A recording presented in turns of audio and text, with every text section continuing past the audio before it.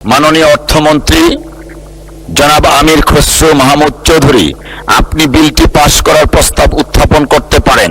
ধন্যবাদ মাননীয় স্পিকার। আমি আমির খসরু মাহমুদ চৌধুরী অর্থমন্ত্রী প্রস্তাব করছি যে গ্রামীণ ব্যাংক আইন 2013 সংশোধন কল্পে আনিত বিলটি গ্রামীণ ব্যাংক সংশোধন বিল 2026 মহান সংসদে উত্থাপিত আকারে পাশ করা হোক। ধন্যবাদ মাননীয় স্পিকার। ধন্যবাদ মাননীয় মন্ত্রী। মহান সংসদের সামনে প্রশ্ন হচ্ছে, সংসদে উত্থাপিত আকারে গ্রামীণ ব্যাংক সংশোধন বিল 2026 পাশ করা হোক। যারা এই প্রস্তাবের পক্ষে আছেন তারা হ্যাঁ বলুন, হ্যাঁ বলুন। যারা এই প্রস্তাবের বিপক্ষে আছেন তারা না বলুন। আমার মনে হয় হ্যাঁ জয়যুক্ত হয়েছে, হ্যাঁ জয়যুক্ত হয়েছে, হ্যাঁ জয়যুক্ত হয়েছে।